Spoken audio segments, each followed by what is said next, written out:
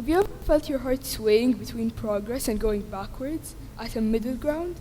Well, that's what I like to call stagnation. I'm Lara Abdel-Rahim. And today I'll be telling you how to break through stagnation. Stagnation occurs when a person doesn't want to do anything or feels like there's a lack of progress in their work. Examples of stagnation include artist block or writer's block, which is when an artist or a writer feels a lack of motivation and inspiration to create work. A lot of people don't know what stagnation means, and after finding out, they immediately come to the same conclusion. It sucks. But that's not always the case. It has its benefits. For example, a stagnation leads to improvement and a better mentality. It not only affects the individual, but also their work. This is because, although it's stressful, it's like taking a break. And it's important to try new things, learn, and have new experiences. And weirdly, demotivation allows you to do all that. By trying new things, you learn what you like and what you don't like. By learning, you gain greater knowledge. And by having new experiences, you can re-inspire yourself. Now for the real question, how to break through stagnation?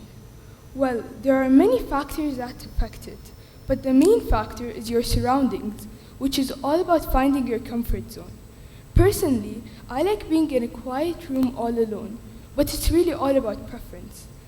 Also, another thing is breaks. I saw someone say that taking breaks is more important than actually studying. And although that has some truth to it, there are some parts that people don't talk about enough. For example, how long your break is or what you do in it. Because if you mess up one of those, it can ruin your whole thing. I like to take 15-minute breaks every hour or so. And in my breaks, I like doing something that isn't too distracting, or else I'll forget about all I was doing before. If you do both of those, I guarantee you success.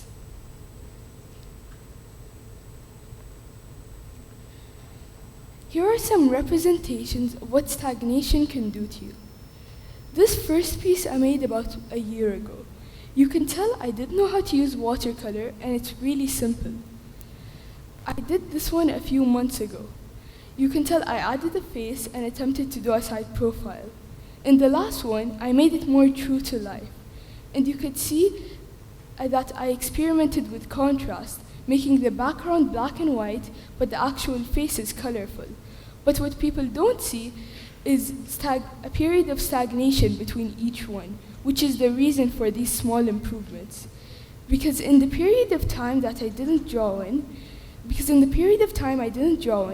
I observed things around me and watched videos, which really helped my artistic progress. Now for anime fans. Here's a drawing of Naruto I drew about a year and a half ago. It's very simple and it's not the best. And here's one I drew a year ago. These improvements were also made by stagnation.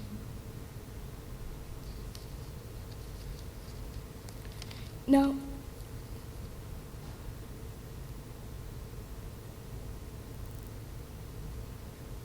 despite what I've said throughout this speech, stagnation is not limited to just writers or artists.